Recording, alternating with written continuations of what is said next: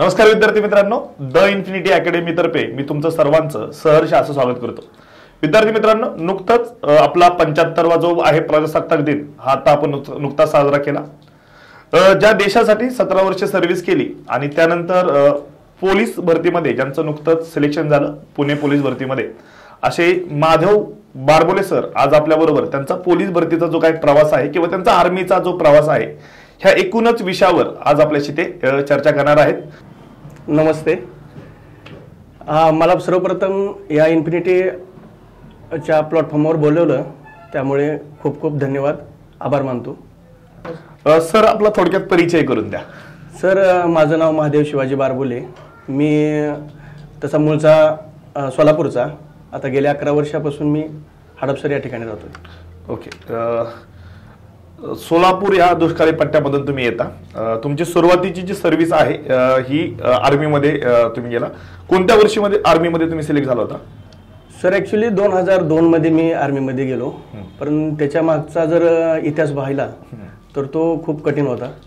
कारण शिक्षणाचं असं जास्त करून आईवडिलांना त्याचं महत्त्व नव्हतं, फक्त शिका, काय बनायचं हे महत्त्वाचं नाही किंवा ते तुम्ही करा अशा हिशोबानं होतं। त्यामुळे शिक्षणाकडे जास्त न करता कुटुंबाकडचं बी खूप स्ट्रगल चालू होतं त्या काळामध्ये। एकतर पैसा पाणी, वडील सूतगिरणीमध्ये जायचं, 900 रुपये त्यांना महिन्याची इन्कम होता, तर त्यामध्ये परिस्थितीमध्ये खूप कठीण परिस्थिती होती। शाळा सुटली की 5 वाजेपर्यंत आम्ही घरी पोचायचो, एकतर वस्ती म्हणजे 1.5 किलोमीटर शाळा आणि तिथून घर, अशा अवस्थेमध्ये आमचं रोजचं येणं जाणं म्हणजे रोजचं 4 किलोमीटर आम्ही पायी जायचो, प्रवास करायचा। आणि तिथं गेल्यानंतरही आईचं काहीतरी भाजी काढलेली असायची, कधी वांगी असायची, ती टोपलं घ्यायचं आणि गावाकडे विकायला जायचं गावामधून। मग ह्या परिस्थितीमधनं एक दिवस असं गणपतीचे दिवस होते, त्या गणपतीच्या दिवसामध्ये विशारवर रोडवर पिक्चर लावायचे आणि त्या पिक्चरमध्ये त्या गणपतीच्या टायमामध्ये मी एक बॉर्डर पिक्चर बघितला। ओके, नेमकं त्याच टायमाला तो पिक्चर आला होता। म्हणजे म्हणतात ना, काहीतरी एक वेगळं वळण जीवनाला मिळण्यासाठी। शिक्षणामध्ये तर म्हणजे खूपच कमी होतो आपण शिक्षणात, त्यामुळे आपल्याला दुसरा पर्याय नाही, एक मिलिटरीचा पर्याय हा पहिल्यापासून होतच, पण तो पिक्चर बघितल्यावर एक असं झालं की आपण हे 100% करायचं आणि त्यापासून मग त्या मार्गाने आपलं वाटचाल सुरू झाली। म्हणजे 2002 वर्ष मी म्हणजे खूप मेहनत घेतली पाळण्याची। त्यावेळेस रनिंग हा एकमेव पर्याय होता, जर मिलिटरी जायचं तर तुम्हाला रनिंग चांगली असायला लागेल। बघा, सोलापूर यासारख्या दुष्काळी पट्ट्यातून सर येतात, परिस्थिती जे होती ती हालाकीची होती, म्हणजे गरीब परिस्थितीतून येऊन आई वडील हे अशिक्षित असल्यामुळे स्वतःच काहीतरी करण्याची जिद्द, त्यातून एक बॉर्डर सारखा पिक्चर, आजही त्याचं गाणं आपण खूप प्रसिद्ध असं गाणं आहे, ते गाणं ऐकतो आणि त्या पिक्चर मधून थोडंसे सर प्रभावित होऊन सरांनी ठरवलं की नाही, आपलं एज्युकेशन आहे आपल्या फॅमिलीसाठी आणि आपण काय करायचं आहे, आर्मीमध्ये जायचं आहे। नुसतं पिक्चर बघून आर्मीमध्ये जाता येत नाही, तर त्यासाठी त्यांनी 2 वर्ष खरतर प्रयत्न केले। जी रनिंग आहे जी महत्वाची असते आर्मीमध्ये, जर आर्मीमध्ये तुम्ही रनिंग पास नाही झालं तर तुमचे बाकीचे इव्हेंट घेतले जात नाहीत। तो इव्हेंट त्यांनी 2 वर्ष चांगला केला आणि त्यानंतर सर 2002 ला आर्मी मध्ये सर भरती झाले। सर पहिली पोस्टिंग कुठे होती? सर पहिली पोस्टिंग माझी डायरेक्ट कारगिलला झाली होती। आम्ही द्रासमध्ये कारगिल सेक्टर आहे त्या ठिकाणी आमचं पोस्टिंग झाले। 3 वर्ष आम्ही तिथे राहिलो। म्हणजे सांगायला खूप अभिमान वाटतो की ते टायगर हिल, तोलुलिंग पहाडी ज्या पिक्चर मध्ये आपण सगळ्या बघितल्या होत्या LOC कारगिलमध्ये, त्याच परत आम्हाला पाहता आल्या। आणि त्याच्यानंतर बाकीचं बराकपूरमध्ये आलो आम्ही, बराकपूरमध्ये आलो कोलकाता या ठिकाणी, तिथून परत लखनौला गेलो आणि लखनौवरनं गुजरातवरनं परत रिटायर झालो आम्ही। ओके, ह्या ज्या 2-3 पोस्टिंग मध्ये तुम्ही जे काम केलं, देश सेवा बजावली, तर कुठली पोस्टिंग अशी खडतर वाटली किंवा काय आहे खडतर वगैरे? खडतर म्हणजे एकतर तुमचा त्याग खूप महत्वाचा आहे आर्मीमध्ये। तिथं जाणं आणि म्हणजे शहीदच होतंय असं नाहीये, तुमचा त्याग आहे सगळ्यात महत्वाचा म्हणजे, आणि आहे परिवारापासून तुम्हाला लांब राहावं लागणार। तुमच्या ज्या मेन गरजा आहेत घरच्या, ते तुम्ही त्या टायमाला कधीच पूर्तता करू शकत नाही, ते त्यांना फॅमिलीला सगळ्या गोष्टी मॅनेज करावं लागतात। म्हणजे कधी तर असं तरी होतं की कित्येक असे आर्मीवाले, त्यांचे वडील आई वारल्यानंतर सुद्धा त्यांना 10-10 दिवस घरी जाता येत नाही। ओके, तर अशा बऱ्याचशा गोष्टी आहेत ज्या प्रवासाच्या पण होत्या. आता ह्याच्यानंतर व्यवस्थित झालं जरा थोडं, पण त्याच्या अगोदर ना रिझर्वेशन मिळायचं मिलिटरीवाल्याला, ना त्यावेळेस विमानाची काय सुविधा होती. तर कुठं मिळेल तिथं त्या ठिकाणी बसून त्या ठिकाणी आपल्याला पोहोचणं भाग होतं, किंवा म्हणजे जायलाच पाहिजे तिथं. असं नाही की तुम्ही लेट झाला आणि काय नाही असं, तर तो तिथं प्रश्न येत नाही तुम्हाला 100% तिथं पोहोचावं लागणार. बघा, आपण इथे आता सुरक्षित आहोत, आपण पुण्यात आहोत, मुंबईमध्ये आहोत, सुरक्षित आहोत. पण जे आपले सैनिक आहेत, खरंच की त्यांच्या सरांच्या बोलण्यातून आलं की आम्हाला देश वाजवायचे, आम्हाला एक त्याग करावा लागतो, की आम्हाला आमची फॅमिली असेल, आम्हाला बऱ्याच गोष्टी आहे, याचा आम्हाला त्याग करावा लागतो. आणि सैनिक झालं म्हणजे शहीद होता असं नाहीये, की शहीदच होता असं नाहीये. ते सरांच्या बोलण्यातून आता आपल्याला आलेलं आहे. मग सर, रिटायरमेंट कधी घेतली तुम्ही? सर, रिटायरमेंट माझी 2017 मध्ये झाली. आणि कोणत्या पदावरून घेतली? नाईक पदावरून मी रिटायरमेंट घेतली तिथं. ओके, नाईक पदावर रिटायरमेंट घेतली. मग आता रिटायरमेंट नंतर काय करायचं, काय असं काय वेगळं काय होतं? नाही, माझ्याकडे सर वय जास्त असल्यामुळे मी कमी वयामध्ये रिटायर झालो होतो. म्हणजे 35व्या वर्षीच मी रिटायर झालो. ओके, आणि किती वर्षी जॉईन झाला होता? मी 18व्या वर्षी. ओके, म्हणजे 18 वर्षी भरती झालो आणि 34, 34, 35व्या वर्षी मी घरी आलो होतो. रिटायर झालो, एक सर्व्हिस केली 17 वर्षाची. 17 वर्षी. परंतु विषय असा होता की तिथून पुढचं करायचं काय असं होतं. मग एकच पर्याय तर 100% होता. कारण आर्मीमध्ये असताना एक तुम्हाला सांगायला आवडेल मला, एक आसामी लँग्वेज कोर्स करण्यासाठी मी शिलाँग मध्ये गेलो होतो. ओके, त्या ठिकाणी गेलो. गोष्ट लहानच आहे पण एक प्रेरणादायी म्हणतात ना तसं. म्हणजे जे पहिलं बॅकग्राऊंड होतं शिक्षण, म्हणजे मिलिटरीत भरती व्हायच्या अगोदरचं, ते बॅकग्राऊंड कसं अचानक एकदम बदललं. म्हणजे स्वतःला मी ओळखलं की काहीतरी आपण करू शकतोय. तो प्रसंग असा होता की 103 मुलं त्या ठिकाणी आसाम लँग्वेज कोर्स करण्यासाठी आले होते, आणि त्यातली आसामी मातृभाषा असणारी 5-6 मुलं होते. ओके, तर ह्यामध्ये त्यात 103 मध्ये मला डेल्टा ग्रेडिंग भेटलं होतं. म्हणजे सर्वोत्तम ग्रेडिंग. म्हणजे त्या लँग्वेजचं तुम्ही सगळं अभ्यास करू शकता, वाचू शकता, ग्रामर करू शकता, अशा पद्धतीचं तिथं मला 3 महिन्याच्या कोर्समध्ये एक लँग्वेज कोर्स 3 महिन्याचा, ज्याचा कुठंही कसाही गंध नव्हता.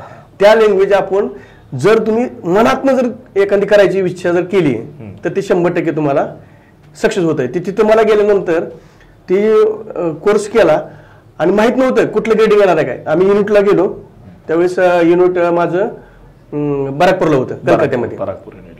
तर युनिटमध्ये गेल्यानंतर 2 महिन्यांनी तो रिझल्ट आला आणि त्याच्यामध्ये सगळ्यात 5वा नंबर माझा होता. म्हणजे ती वरची त्यातला एक आसामी लँग्वेजचा असून सुद्धा माझ्या खाली होता. मग शिवसाहेबांनी आमच्या कमांडिंग ऑफिसरनं मला दरबारमध्ये एक बक्षीस दिलं 1000 रुपयाचं. फक्त म्हणजे कोर्स खूप खूप मोठे असतात मिलिटरीमध्ये, हा सगळ्यात लहान कोर्स झाला लँग्वेज कोर्स. म्हणजे हा लँग्वेज कोर्स करण्याच्या पाठीमागचं एक त्यांचं हे असतं की तुम्ही जर समजा त्या भागात गेला तर तुम्ही दिसणार महाराष्ट्रीयन, पण तुम्हाला त्यांची लँग्वेज सुद्धा, लोकल भाषा सुद्धा यायला हवी. त्या कारणास्तव त्यांनी ती कोर्स केला. तर त्या कोर्समध्ये ज्यावेळेस हे नंबर आले त्यावेळेस शिवसाहेबांनी मला 1000 रुपयाचं बक्षीस दिले. पाठ थापटून म्हणले की हा कोर्स नॉर्मल आहे, परंतु हा 103 मध्ये तो माणूस ह्या नंबरला आलाय, तर त्यामुळे मला ह्याला बक्षीस द्यायचं. आणि खरोखर चांगली कामगिरी केलेली आहे. आणि परत मग कुठेतरी मला वाटलं की याला आपण करू शकतो, म्हणजे करू शकतो 100%. फक्त करायची इच्छा निर्माण झाली की करू शकतोय. मग रिटायर नंतर म्हणजे तो रिटायरचा तो वेळेस निर्णय घेतला होता मी की आपण बाहेर गेल्यानंतर 100% आपण जर ठरवलं तर आपण काहीही करू शकतो.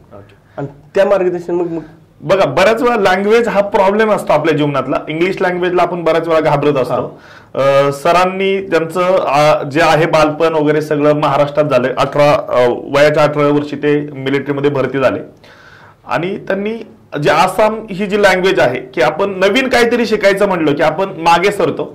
पण सरांनी गेले तिथं, ती लँग्वेज नुसते शिकले नाही तर तिथं त्यामध्ये टॉप पण आले आणि सरांना त्यामध्ये बक्षीस पण मिळालं. आणि ही एकच गोष्ट त्यांना माहिती होती की जर मी केलं तर मी काहीतरी बनू शकतो. आणि ते तुम्हाला आता ते वर्दीवर दिसता येतच. आणि त्या एकाच हेतूने प्रेरित होऊन त्यांनी सांगितलं की मला परत बाहेर जाऊन काहीतरी करता यावं असा मी विचार केला होता.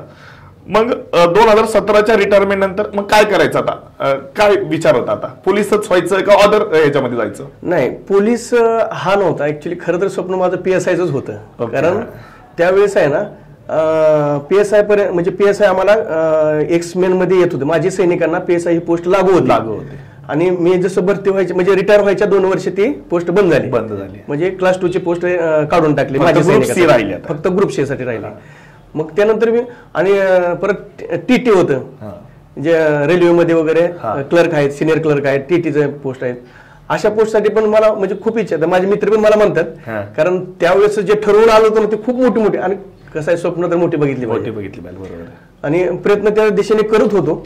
परंतु त्यामध्ये मग कोरोनाचा काळ आला. कोरोनामध्ये त्या आपले म्हणजे त्या 2017 नंतर आलो, 1-2 पेपर दिलं, थोडं डिस्टर्ब झालं.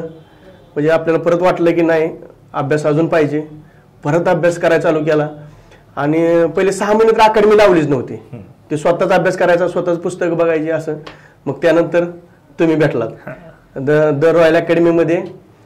पडळकर सरांच्या नेतृत्वाखाली आम्ही तुमचं मार्गदर्शन आम्हाला मॅथ्समध्ये लागलं. आणि ते मग तिथं आल्यानंतर तर म्हणजे ज्यावेळेस आम्ही अकॅडमीमध्ये पाय ठेवला त्यावेळेस कळलं की आपण कुठंच नाही, म्हणजे ह्या क्षेत्रामध्ये आपण सगळ्यात बॅक फुटलाय. आता आपल्याला खूप मोठी रेस करायची आहे. परंतु मागं सरायचं नव्हतं कारण पर्याय फक्त एकच होता आपल्याकडे. मला दुसरीकडे तर कुठं काय करायचं नव्हतं, नोकरी तर 100% करायची. मग त्यामुळे पूर्ण झोकून दिलं. आणि तुमचं मार्गदर्शन म्हणजे मला वाटतं ते काळ काम वेगची गणित सुद्धा नॉर्मली म्हणजे 4 माणसांनी एवढे दरवाजे बनवले, इतक्या दिवसात बनवले, ते 5 माणसं किती दिवसात बनवतील हे सुद्धा गणित येत नव्हतं. म्हणजे एवढ्या नॉर्मल गोष्टी ज्या होत्या त्या सुद्धा कधी जमत नव्हत्या. आणि तिथून पुढे मग आमची सुरुवात झाली. पण स्ट्रगल थांबवलं नाही. आणि जसं जसं कळत गेलं तसं पुस्तक आणि पुस्तकाचं भरमसाठ वेळ तुम्हाला स्वतःला वाचण्याचं. म्हणजे पुस्तक घ्यायचं. मी आलो ना इथं सदाशिव पेठेत आलो, एबीपी चौकात आलो, बळवंत चौकामध्ये, तर पहिले एक पुस्तक घेऊन नक्कीच जाणार, काहीतरी घेऊन जायचं सोबत. पुस्तक घेऊन जायचं, ठेवायचं. आज सगळे कपाट पुस्तकानेच भरलेले आहेत. वाचणे एवढी झाली नाहीत पण आहेत ठेवल्याजवळ. बघा काय असतं की जे मिलिटरीचं भरती व्हायचं वय आहे ते 18 ते 21 या वयामध्ये बरेच मुलं भरती होतात. त्यानंतर 17 वर्षाची एक सर्व्हिस केलेली असते आणि अभ्यासामध्ये बराच गॅप पडत असतो. म्हणजे एक सर्व्हिसमॅन आहे त्यांच्यासाठी एक संदेश आहे सरांचा की तुम्ही सेल्फ जर करत गेला तर तुम्हाला या नवीन गोष्टीची माहिती नसते. कारण एक 17-18 वर्ष तुम्ही त्या क्षेत्रापासून वेगळे असता. तर तुमच्यासाठी एक क्लासेस लावावं असं नाही, पण बाबा त्याचं कोणतरी मार्गदर्शन करणारा तुमचा असावा. जर तुम्ही सेल्फ करत राहिला तर तुम्हाला ते मिळवणं अवघड होऊन जाईल. त्यामुळे जर तुम्ही कुठेतरी क्लासेस वगैरे केले एक्स आर्मीने विशेषतः तर तुम्हाला एक दिशा मिळते, पुस्तकं कोणती वाचायची, अभ्यास कसा करायचा. विशेषतः गणित या विषयाची प्रचंड भीती असते, सर्वसामान्य मुलांमध्ये असते. तर ती भीती एक्स आर्मीमध्ये तर असणारच आहे. आणि मग या नवीन विषयाचं जे वेटेज आहे, पोलीस भरती असेल किंवा कोणतीही एक्झाम असेल तर याच्यामध्ये पोलीस भरतीला 50 मार्काचं वेटेज आहे, बाकीच्या भरतींना 25 मार्काचं वेटेज आहे. आणि ते जर नाही केलं तर तुम्हाला जे पाहिजे ते तुम्हाला मिळणार नाही. त्यासाठी तुम्हाला खरं तर मार्गदर्शन हे मात्र घ्यावंच लागणार आहे. सर तुम्ही खरं तर 2017ला क्लास केला, मी होतो क्लासला. त्यानंतर लॉकडाऊन पडलं आणि मग कसं असतं एकदा अभ्यास तुटला की परत त्याच्याकडे रिवर्स यायचं. तर मग लॉकडाऊन मध्ये नेमकं काय केलं तुम्ही? लॉकडाऊन पडला सर. लॉकडाऊन नंतर पूर्णच अभ्यास बंद झाला कारण इथं शाळा बंद होत्या. आणि मग इथं काय करायचं, मग त्यामुळे सगळं परिवार घेतला आणि गावी गेलो. गावी गेल्यानंतर करोना आमच्या पण घरात आला, घरी आला. त्याच्यानंतर 5 पेशंट आमचे एकदम सिरियस होती. त्याच्यामध्ये आमचं 2-4 लाख रुपये नुकसान झालं. आणि नुकसान झाल्यावर डायरेक्टच म्हणजे खूपच खडतर प्रवास सुरू झाला. आणि त्याच्याच काय अगोदर थोडी जमीन वगैरे विकत घेतली होती, त्यामुळे पेन्शनवर कर्ज काढलेलं. त्या पेन्शन थोडी अर्धीच झाली, कमी झाली. आणि बाकीचं इकडं हे कोरोनामुळं. आणि परत 2 वर्ष गावी राहिलो.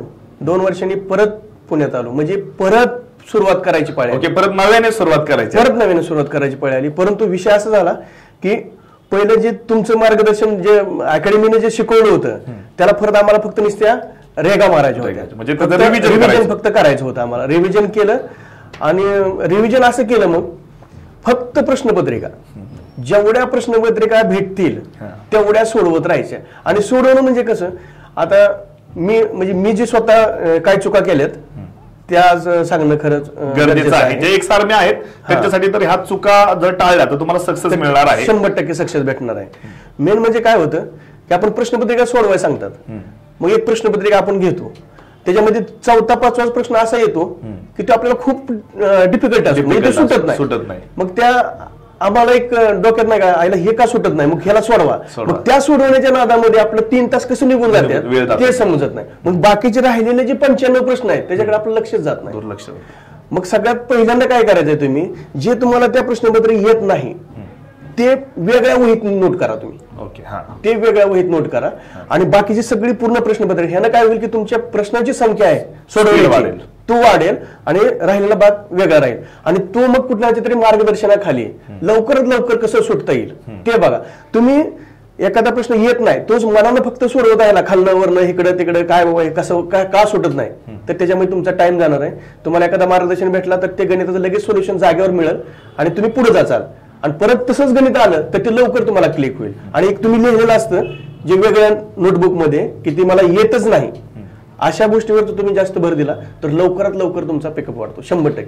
ओके, म्हणजे तुम्हाला वाचनाची सवय नसते, प्रश्न सोडवायची सवय नसते, तर जे एक्स सर्व्हिसमॅन आहेत, जे एक्स माजी सैनिक आहेत, यांनी काय केलं पाहिजे, डेली 100 मार्काची प्रश्नपत्रिका सोडवणं गरजेचं आहे, जेणेकरून प्रिव्हियस इयरचे क्वेश्चन कळतात, आपला स्पीड वाढतो. आपल्याला ज्या गोष्टी येत नाहीत त्या सरांनी वेगळ्या नोटबुकमध्ये नोट केल्या होत्या, त्यांना स्वतंत्र वेळ दिला आणि ज्या गोष्टी येत होत्या त्यांनी कॉन्फिडन्स वाटतो. जर 40% गोष्टी येत नसतील आणि 60% गोष्टी मला येतात तर मला फक्त 40% गोष्टींवरच काय करावं लागतं, मला अभ्यास करावा लागतो. मग सर 2019 नंतर पुन्हा नव्याने ग्राउंड असेल, लेखी असेल, याचा दिनक्रम कसा असायचा तुमचा? ज्यावेळेस गावाकडून आलो त्यावेळेस पैशाची खूप कठीण परिस्थिती होती.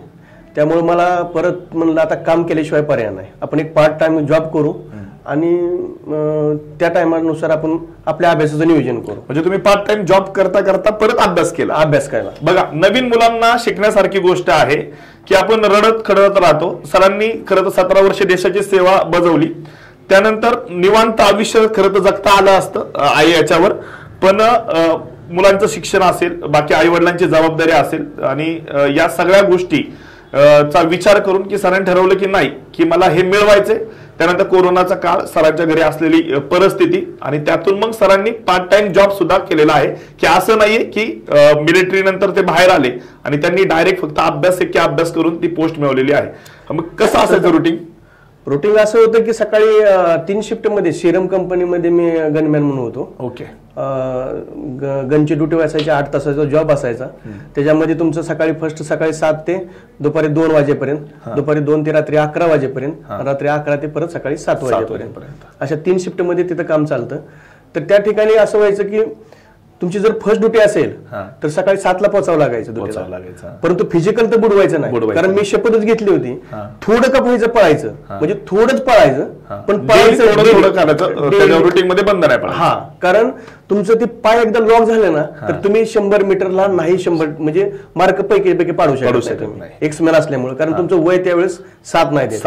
मग तुम्हाला त्या रुटीन मध्ये राहण्यासाठी थोडं का होईना 1, 2, 3, 4 किलोमीटर पर्यंत रोज पळायचं. मी 7च्या अगोदर म्हणजे 5ला डेली उठणार, ते पहिला सराव करायचा, एक 3-4 किलोमीटर पळायचं आणि त्यानंतर परत मग तसंच आंघोळ करायची. थंडीच्या दिवसात सुद्धा ड्युटीपर्यंत पोहोचूस तर अंगातला घामच बंद होत नव्हता, मग तिथपर्यंत बी घामच येत होता. आणि तिथं जायचं, तिथला नाश्ता चांगलं जेवण, सिरम कंपनीचा सकाळचा नाश्ता, दुपारचं जेवण, संध्याकाळचं, सगळ्या गोष्टी फुल होत्या तुम्हाला द्यायच्या, परंतु तो कम्प्लीट त्याग केला मी. मला तिथून जे माझे जोडीदार होते ते सगळे नाव ठेवायचे. मला म्हणजे का तर नाही, काहीतरी करायचं तुम्हाला जीव मारावा लागेल तुम्हाला. म्हणजे मग वडापाव होता तिथं, बर्गर होतं, काय तुम्हाला जे खायचंय ना त्या कंपनीमध्ये सगळं मिळायचं, फ्रीमध्ये होतं. फ्रीमध्ये म्हणलं तर जास्तच खाणार, परंतु मी सकाळपारी एक म्हणजे हरभरे, म्हणजे लोक म्हणतात काजू बदाम खाण्याची आवश्यकता नाही, डाईट साठी जर तुम्हाला वाटले ना की तुम्हाला काजू खावा लागेल, बदाम खावा लागेल, काही गरज नाही. गरिबाच्या मापात पण काही गोष्टी आपल्याला भरपूर देवाण दिलेल्या आहेत. तुम्ही हरभरे खाऊ शकता, मटके खाऊ शकता, तुमच्यातून प्रोटीन तुम्हाला जास्त मिळू शकतं. तुम्हाला एक अंड तुम्ही घेऊ शकता, त्याच्यामधून तुमचं कोलेस्ट्रॉल कमी होतंय आणि तुमचं प्रोटीन जे आहे जेवढं पाहिजे शरीराला तेवढं चांगलं प्रोटीन तुम्हाला त्यातनं मिळू शकतं. फक्त तुम्ही ते डेली यूज झालं पाहिजे तुमच्या शरीराला. बघा, पोलीस भरती करताना की चांगलाच डाएट असावं काय नाहीये. आपले जे ग्रामीण भागातले विद्यार्थी आहेत, आपल्याकडे आपली शेती असते, हरभरा असतील, सरांनी काही सांगितलं, त्यातून आपल्याला प्रोटीन मिळतं, एक अंड सुद्धा आपण खाऊ शकतो. आणि असं काय नाही की चांगला डाएट असल्यावरच पोलीस होतं.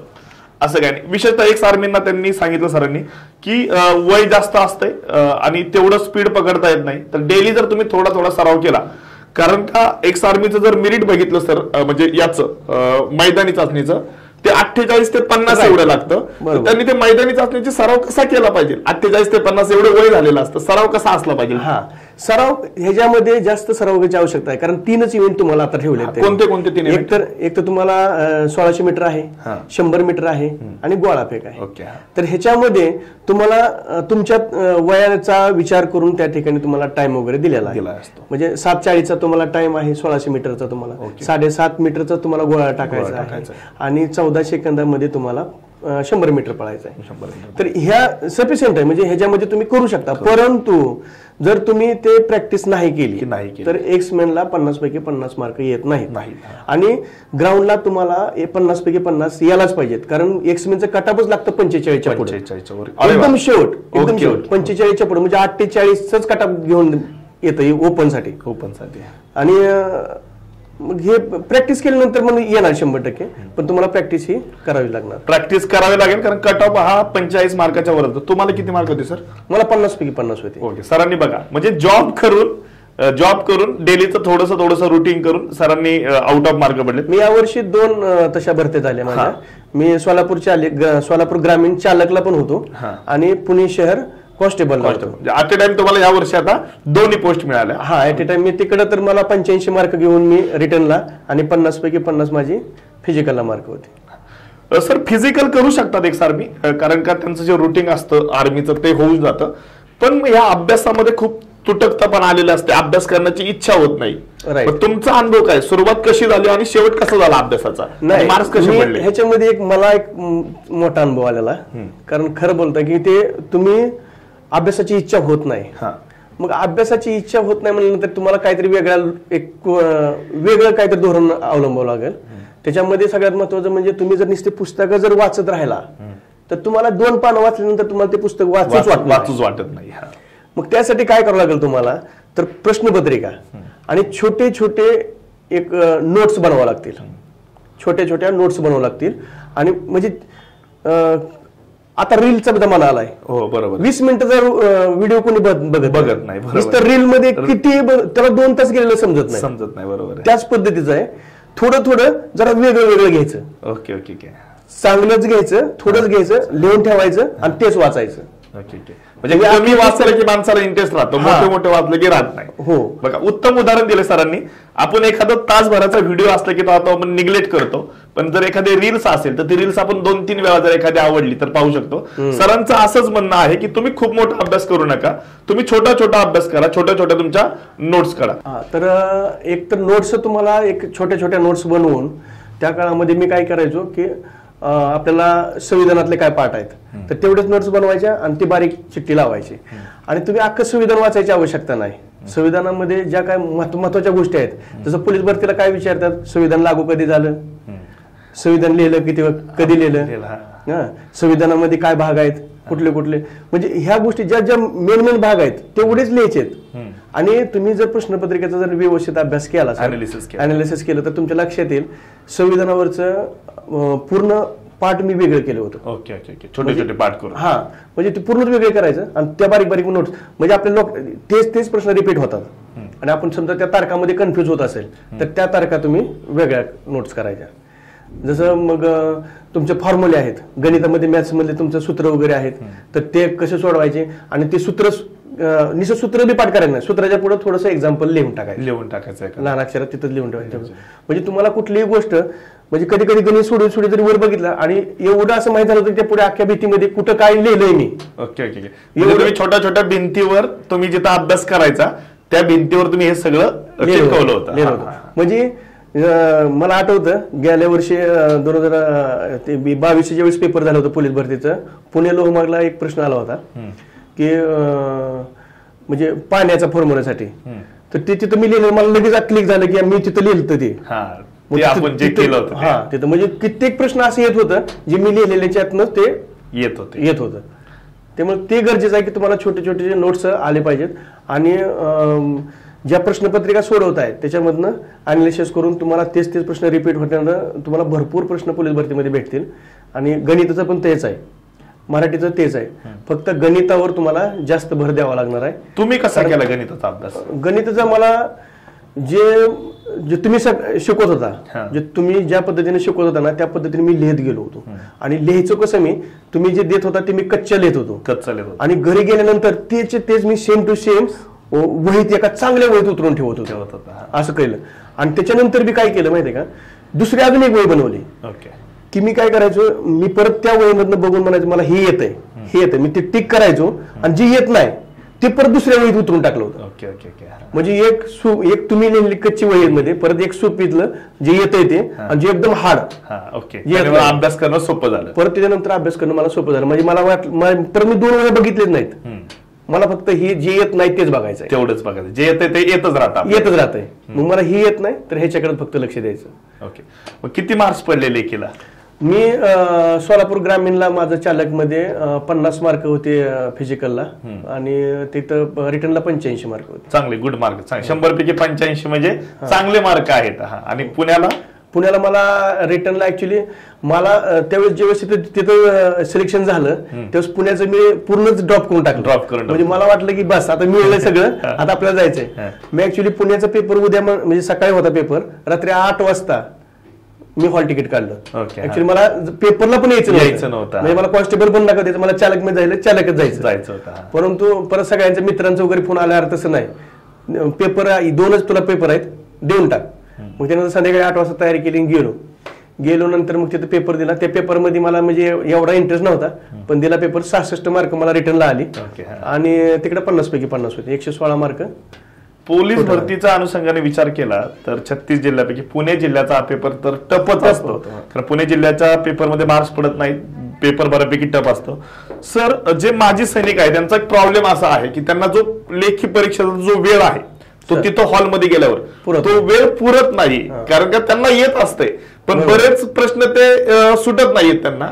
तर त्या वेळेच्यासाठी तुम्ही काय मॅनेजमेंट केलं? सगळ्यात महत्वाचं म्हणजे प्रश्नपत्रिकेचं जे लॉजिक आहे ना सोडवायचं, ते खूप महत्वाचं आहे. तेच खूप महत्वाचं. अभ्यास जेवढ्या ताकदीनं तुम्ही करताय त्याच ताकदीनं तुम्हाला तिथं ते लॉजिक पण जमलं पाहिजे. ऍक्च्युली काय होतं माहितीये का, जे मी पहिल्यांदा तुम्हाला स्टार्टिंगला सांगितलं, एखादं येत नसेल तर आपण त्या ठिकाणी जास्त वेळ घालवतो असं आहे. तर प्रश्नपत्रिका स्ट्रॅटेजी सोडवतानाच असं करायला पाहिजे की तुम्ही सुरुवात केल्यानंतर तुम्हाला जे येतंय ते शेवटच्या 100 प्रश्नापर्यंत तुम्ही जायचंय. जे येतंय तेच सोडवायचं फक्त, बाकीच्याला तुम्ही हात घालायचा नाही. तुम्हाला वाटलं थोडंसं तरी मला ह्यात थोडासा डाऊट आहे, तुम्ही पुढे जायचं. कारण तुम्हाला मॅथ सोडून मी बाकी इतर प्रश्न पण जे आहेत 50 प्रश्न ते तुम्हाला कव्हर करायचे, आणि त्यानंतर रिटर्न माघारी या. मग तुम्हाला त्याच्यानंतर गणिताचं तुम्हाला बघितल्या क्षणीच कळतं, ज्या अभ्यास केलेला आहे त्याला कळतं की मला हे गणित जमणार आहे. त्या ठिकाणी लगेच कटकन तुम्ही जागेवर सोडवा आणि पुढे चलत राहा. अजून वाईट थोडंसं वाटलं तुम्हाला, बुद्धिमत्तेचे गणित आहेत जे तुम्हाला अवघड आहेत, म्हटलं बाबा ह्याच्यामध्ये थोडंसं लॉजिक मोठं आहे, पुढे निघा तुम्ही आणि सगळ्यात शेवटला त्याच्याकडे या. म्हणजे सोप्यापासून तुम्ही अवघडाकडे जर गेला तर तुमचा टाइम 100% पुरतं त्याचं. म्हणजे बघा 25 मार्काला मराठी, 25 मार्काला सामान्य ज्ञान, सगळं जीके, ज्याचे प्रश्न आपल्याला वाचून लगेच तिथं सोडवता येतात ते लगेच सोडवा, सरांचं असं म्हणणं आहे. त्यानंतर गणिताकडे या. गणिताचे सुद्धा जे सोपे आहेत ते सोडवा, जे अवघड गणित आहेत त्याच्याकडे शेवटी या. त्यानंतर बुद्धिमत्तेचं पण जेवढं सोपं आहे ते सोडवा आणि त्यानंतर शेवटी या. भले शेवटी 10 प्रश्न राहिले तरी चालतील, पण 90 जे प्रश्न आहेत ते तुम्ही अॅक्युरेट तरी सोडवता येतात, तुम्हाला वेळेचं मॅनेजमेंट कमी येतं. पण कधी कधी काय होतं, बऱ्याच वेळा प्रश्नपत्रिकेमध्ये कारण का सर मॉब जास्त आहे, जास्त मॉब असल्यामुळे मुलं निवडायचे असतात. मग बऱ्याच वेळा काय होतं, पहिलंच गणित टाकलं जातं आणि अशा वेळेस एखादा व्यक्ती पहिल्याच गणितात 10 मिनिटं घालवतो. तर सरांचा फॉर्म्युला होता की जे मराठी सोपं आहे ते जीएस, गणिताचे सोपे बुद्धिमत्तेचे. अशा अनुषंगाने जर एक्स आर्मी माजी सैनिक जे आहेत त्यांनी जर प्रॅक्टिस केली तर यश मात्र नक्की मिळतंय. आणि ते तुम्हाला दिसतंय की ॲट अ टाइम सरांनी जॉब करून ॲट अ टाइम 2 पोस्ट मिळवल्या. एक तर सोलापूरला ते चालक म्हणून भरती सुद्धा झाले होते आणि त्यानंतर पुणे शहर सिटीसाठी त्यांची सुद्धा ही जी निवड आहे ती सरांची झाली होती. सर 17ला एकतर आला, त्यानंतर सुरुवातीला क्लास केला नाही, त्यानंतर कोणत्या एक्झाम दिल्या? मी सर 2018 मध्येच तुमचा थोडा क्लास झाला होता त्यावेळेस, आणि त्या टायमाला मी तलाठीची एक दिली होती सोलापूरला. त्यावेळेस मी तिथं म्हणजे 4 प्रश्नांनी 8 मार्कांनी गेलो होता त्या ठिकाणी तिथं. मग त्याच्यानंतर मी एक ह्याची पोलीस भरती 2018ची 2018ची पोलीस भरती, त्यावेळेस पण तुमच्याकडे आलो नव्हतो मी, सेल्फ केलं होतं. हा सर, म्हणजे त्या अभ्यासच नव्हता केला ऍक्च्युली. मला फक्त म्हणजे पोलीस भरती असंच होतंय असं एक डोक्यात होतं की पोलीस भरतीला अभ्यास करायची गरज नाही, एक्स महिना लगेच होतंय. बाकीच्या बऱ्याचशा लोकांनी सांगितलेलं, मी पण असंच गेलो, असंच काय होत नाही. 2018ला समजलं, त्यानंतर मग अभ्यास केला, तुमच्याकडे आलो. गेल्या वर्षी मात्र मग मी पिंपरी चिंचवडला 128 मार्क झाली होती तिथं, तर त्याच्यामध्ये मी 130चं कट ऑफ लागलं. 2 मार्काने गेला, 2 मार्काने तिथे गेलो. आणि पुणे लोहमार्गला 132 झाली होती, 133चं कट ऑफ तिथे लागलं, तिथे 1 मार्काने गेला. मग एवढं असं अपयश आलं असं वाटलं नाही की सोडून द्यावं? नाही सर, सोडून द्यायचं म्हणजे कसं होतं, एक टार्गेट ठरवलं होतं आपण की आपल्याला काहीतरी पुढे केल्याशिवाय पर्याय नाही त्याला. त्याच्यामुळं अपयशाला आणि माझ्यापेक्षा जास्त दुःखी माझी मित्र होती. का तर त्यांना वाटायचं की हा 6 वर्षापासून आलाय, काय लोकांनी तरी जे रिटायर यायला लागली होती ना, त्यांनी रिटायरमेंट सुद्धा कॅन्सल केली. म्हणजे त्यांच्या डोक्यात असं होतं की जर बारबोले भरती नाही होत म्हणजे आमचं काहीच नाही होणार. बरोबर आहे, असा विषय इतका. म्हणजे पण मी त्यांना आणि किती मित्रांना पण सांगितलं, अरे तसं नसतं, 1 मार्क आणि 2 मार्क म्हणजे इथं कुठंतरी बॅडलं काय आपलं, आपण 100% होणार आहे. आणि तुम्ही पण या, कष्ट केलं 100% यश आहे. तुम्ही फक्त सातत्य ठेवा. ह्या क्षेत्रामध्ये सातत्य खूप गरजेचं आहे. अभ्यास होत नाही, एक्समेनचा सगळ्यात महत्वाचा मुद्दा म्हणतो की अभ्यास होत नाही. तुम्ही थोडं घ्या आणि थोडं तेच वाचत राहा, तुमचा 100%. आणि एक्समेनला खूप काही बोलतात लोक आता की बाबा एवढा अभ्यास केला बी होत नाही, ते नाही. फक्त सातत्य जर ठेवलं तर 100% तुम्हाला काम होणार. कोणती गोष्ट सातत्याशिवाय होत नाही. तुम्ही किती हुशार आहे त्याच्यापेक्षा तुम्ही ती गोष्ट किती सतत करताय याच्याने यश मिळतं. 4 भरत्या म्हणते अपयश आलं पण सोडलं नाही. ते जर सोडलं असतं आणि नुसतं जर भरती देत राहिलं असतं, जर खरंच भरती नसतं झाला, तुम्ही सरांनी जे सातत्य ठेवलं होतं. फक्त आता मला जाता एक्स आर्मींनी जे आहे ते कशा प्रकारे थोडक्यात त्यांनी मैदानी चाचणी आणि लेखीचं डेलीचं शेड्यूल कसं ठेवावं थोडक्यात? एक तर फिजिकलचा विषय असा आहे की तुम्हाला डेली एक्समेन जरी असेल तरी सुद्धा घरी आल्यानंतर थोडासा माणूस त्या क्षेत्रात आल्यावर आराम घ्यायच्या जास्त विचारात असतो. त्या आरामामुळं शरीर त्याचं परत सुटतं, म्हणजे वजन वाढतं आणि फिजिकलकडे जास्त मग परत, कारण ते वय पण तसं झालेलं असतं त्याचं. आणि आराम केला की एकदमच पूर्ण सगळ्या नसा ब्लॉक होऊन जाते त्याच्यामुळे त्याला सकाळी कमीत कमी 20 मिनिटाचं तरी त्याला एक्सरसाइज रोजची डेली पाहिजे. डेली जर पोलीस भरती तुम्हाला व्हायचंय तर तुम्हाला 100% पाहिजे. का असे कित्येक आहेत की म्हणते ते आम्ही काहीच केलं नाही बरं का, असं काहीच आहे. परंतु ते कास्टमध्ये आहेत कुठल्या तरी. पण तुम्हाला जर खरंच भरती व्हायचं असेल तर तुम्हाला रोजचं 20-25 मिनिटं तुम्हाला एक 2-3 किलोमीटर रनिंग आणि तुम्हाला वर्कआउट हे गरजेचं आहे. आणि जे मराठी ग्रामर, बुद्धिमत्ता आहे आणि जीकेचं आहे, ह्या गोष्टी तुम्हाला केल्या पाहिजेत. ज्या पहिल्या प्रिव्हियस इयरच्या ज्या प्रश्नपत्रिका आहेत त्याच्यामधलं जीके काही बदलत नाही, जीके तेच उतरत आहे. फक्त तुम्हाला करंट अफेअरचं जे आहे त्याचे एकच पुस्तक घ्या वार्षिकचं, आणि त्याच्यामधनं त्या अख्ख्या पुस्तकातनं 100% तुम्ही नोट्स काढायला शिका. तुम्ही अख्खं पुस्तक जर वाचत बसाल तर काही उपयोग नाही. आणि पोलीस भरतीला मोजकच येतं, जास्त येत नाही, मोजकच येतं, निश्चित असतं तोच. म्हणजे असं नाही की खोलवर जात नाहीये ते, तारका बिरका कोणी विचारित नाही, डायरेक्ट तुम्हाला ते पॉइंटला येतात. मग तेवढंच तुम्ही बाहेर काढा आणि तेवढं तुमच्या नोट्स तुमच्यापाशी ठेवा. म्हणजे अवांतर वाचण्याची आवश्यकता नाही. मोठी पुस्तकाचं रेकॉर्ड म्हणजे माणसं म्हणतात हे पुस्तक घे ते पुस्तक, कुठल्याही पुस्तकाची आवश्यकता लागत नाही. तुम्ही एखादी पण एक आहे की तुम्हाला मार्गदर्शक पाहिजे, तुम्हाला एखादी अकॅडमी पाहिजे, एखाद्या क्लास पाहिजेच, 100% पाहिजे. एक्समॅनला कधीही बिगर क्लासचा होणार नाही, मी तुम्हाला गॅरंटीड देतो. कारण तिथं तुम्हाला गेल्यावरच समजतं की आपण कुठं आहे ते. कारण समाज किंवा वर्ग आपल्या एक्समेन मध्ये खूप लोक अभ्यास करायला लागलेले आणि खूप पुढे आहेत. म्हणजे ते म्हणजे थोडक्यात माझ्यावर तर 85 मार्क पडून बी घरीच, 82 मार्क पडून घरीच. तर त्यामुळं अभ्यासाची लेवल पुढे गेलेली आहे. तर तुम्हाला एखादा क्लास घ्यावा लागेल, त्या क्लासच्या अनुषंगाने तुम्ही 100% यशस्वी होऊ शकता. बघा, खरं तर नवीन विद्यार्थ्यांनी सुद्धा बोध घेण्यासारखे आहे की वयाच्या 18व्या वर्षी भरती, त्यानंतर अभ्यासात तुटलेला संपर्क, त्यानंतर सुद्धा 85 ते 90 मार्क पडू शकतात. अभ्यास केला तर नवीन मुलं आहेत सर, ती रडत राहतात, मार्क पडत नाहीत. तुम्ही एवढं जॉब करून सगळं करून तुम्हाला 85 मार्क पडत होते. म्हणजे जो पेपर तुम्हाला होता तो पेपर सर्वसामान्य विद्यार्थ्याला तोच पेपर होता की माजी सैनिक म्हणून वेगळा पेपर नव्हता. अशा पेपरमध्ये सुद्धा की 85+ मार्क पडतात जॉब करून. एवढं सगळं अभ्यासाची लिंक तुटलेली असताना सुद्धा, तर तुम्हाला सुद्धा पडतील. धन्यवाद सर. नवीन मुलांनी कशी तयारी करावी आणि जे माजी सैनिक आहेत यांनी कशी तयारी करावी याच्याबद्दल तुम्ही खूप चांगली मुलाखत दिलेली आहे. आणि द इन्फिनिटी अकॅडमी आल्याबद्दल मी तुमचं अकॅडमीतर्फे हार्दिक असं स्वागत करतो आणि मी तुमचे आभार मानतो. धन्यवाद सर. खरं तर मी तुमचं धन्यवाद मानेन, कारण तुम्ही या एवढ्या मोठ्या इन्फिनिटी प्लॅटफॉर्मवर मला बोलवलं, मला सत्कार केला आणि माझा विचार मांडण्यासाठी तुम्ही मला सांगितलं, त्यासाठी मी खूप खूप धन्यवाद आहे तुमचं सर्वांचं. धन्यवाद.